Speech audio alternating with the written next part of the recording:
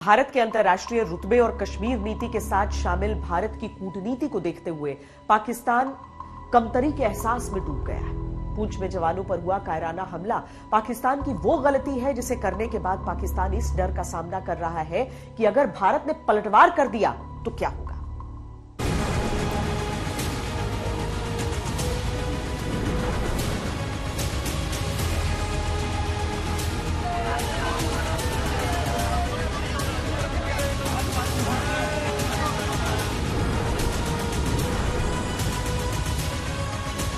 पाकिस्तान से बड़ा ही loud and clear sound आ रहा है। पुंछ हमले के बाद पाकिस्तान को लगा है कि हिंदुस्तान कुछ न कुछ करने वाला है। पाकिस्तान तो तीसरी सर्जिकल स्ट्राइक का काउंटडाउन लगाकर बैठ गया है। पाकिस्तान की सरकार हो, सेना हो या डिप्लोमेट्स हो, हमले के खौफ से सब थर थर कांप रहे हैं। कश्मीर ना कभी भारत का अटूट अंग रहा है और ना रहेगा। अगर किसी मिसकैलकुलेशन या गलतफहमी की वजह से हिंदुस्तान कोई मुहिमजुई करने का सोचता है, इरादा करता है, तो अवामी हौसले और अवाम की सपोर्ट के साथ अफवाज पाकिस्तान उसको भरपूर जवाब देगी। पाकिस्तान में इन दिनों एक ही मुद्दे पर बहस हो रही है। क्या भारत सर्जिकल स्ट्राइक कर सकता है? क्या भारत एयर स्ट्राइक कर सकता है? या फिर इस बार भारत इस्लामाबाद में मिसाइल से हमला कर सकता है? अलग अलग तरह का खौफ है और पाकिस्तान में इस डर की वजह है ये तस्वीरें। पिछले हफ्ते जब पुंछ में हमला हुआ तो सेना के 5 जवान शहीद हो गए थे। जांच शुरू हुई तो पाकिस्तान की साजिश सामने आई।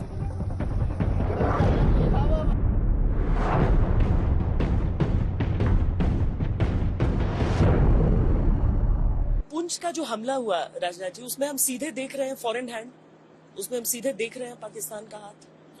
पुंछ का जो हमला हुआ था अभी नहीं, मुझे तो पूरी साफ तौर पर दिखाई देता है। मेरा व्यक्तिगत मत है और पाकिस्तान की इस प्रकार की हरकतों से बाज आना चाहिए। अब बाज आना ही होगा, नहीं चल सकता है लंबे समय तक। इस हमले में पाकिस्तान के 3 आतंकी शामिल थे और सारे आतंकी जैश मोहम्मद के लिए काम करते थे, लेकिन इन आतंकियों का अपना एक अलग संगठन भी था। उस संगठन का नाम पीपुल्स एंटी फासिस्ट फ्रंट यानी PAFF है। अब जैसे जैसे जांच आगे बढ़ रही है, पाकिस्तान की नींद उड़ गई है। बहुत दुखद भी था जिस तरह से हमारे जवान ईद के लिए वहां पर आउटरीच होता है लोकल्स के साथ, और उस समय उन पर आक्रमण करके इस तरह से करना। क्या समीक्षा भी की जा रही है कुछ? क्योंकि थे तो वो एक ऐसी ड्यूटी पर जहां से उनको वो सामान लेकर आना था, और उन पर ये हमला होगा ऐसा कायराना वो किसी ने सोचा नहीं। इस प्रकार की कायराना हरकत बराबर जो है वहां के आतंकवादियों के द्वारा होती ही रहती है, लेकिन हमारे हम सेना और सुरक्षा के जवान उसका मुंहतोड़ जवाब दे रहे हैं। वहां चाहे हमारे सेना के जवान हो, चाहे वहां की हमारी जम्मू कश्मीर की पुलिस हो, और चाहे हमारी पैरामिलिट्री फोर्सेज हो, सबके बीच वहां पर जबरदस्त कोऑर्डिनेशन है। और आपने देखा कि पहले वाले हालात नहीं रहे, हालात बहुत जम्मू कश्मीर के बदल गए और वह दिन दूर नहीं है जबकि हम लोग आतंकवाद का सफाया करके ही दम लेंगे। पाकिस्तान को यह समझ में आ गया है कि उससे अब बहुत बड़ा पाप हो गया है, इसलिए अब एक साथ पाकिस्तान भारत की तरफ से हमले का राग।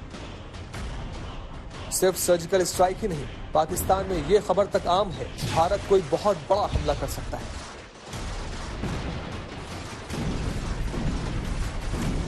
पाकिस्तान ने ये दिखाया कि हमारा भी एक ओल्ड स्टार डॉक्ट्रिन तो है और हम भी उस पर काम कर रहे हैं, और हम भी न्यूक्लियर एनवायरनमेंट में चाहें तो हम भी रेस्पॉन्ड कर सकते हैं और इफ़ेक्टिवली रेस्पॉन्ड कर सकते हैं, और हमने ये करके दिखाया।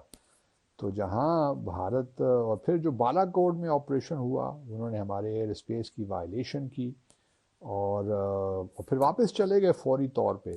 कोई ज़्यादा पाकिस्तान को नुकसान नहीं पहुंचा अल्हम्दुलिल्लाह उस दिन। तो वो आए और चले गए, यूँ समझिए कोई ऑपरेशन नहीं था एज सच। तो इस वजह से भारत को एहतियात करनी चाहिए मुस्तकबिल में। ये ना हो कि भारत इस किस्म के मिस एडवेंचर दोबारा करे, और खुदा न खास्ता अगर सिचुएशन पाकिस्तान मेजर्ड तरीके से रिस्पॉन्ड न करता और एक इमोशनल तरीके से अगर रिस्पॉन्स होता तो उसके बड़े ख़तरनाक नताइज भी निकल सकते थे। जम्मू कश्मीर में अनुच्छेद 370 का जब से अंत हुआ, पाकिस्तान बौखला गया है।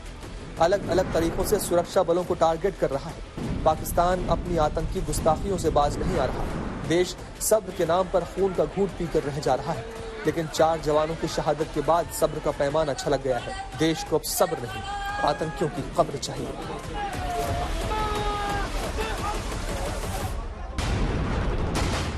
पुंछ में जवानों की गाड़ी पर हमले ने पूरे देश को हिला दिया है। अब यह साफ हो चुका है कि इस हमले को अंजाम देने वाले आतंकियों की सरपरस्ती पाकिस्तानी खुफिया एजेंसी ISI करती है। पाकिस्तान को जो करना था वो कर चुका, अब अंजाम भुगतने के लिए तैयार है। इसी डर ने पाकिस्तान को बेचैन कर दिया है। इसी डर ने पाकिस्तान की नींद उड़ा रखी है।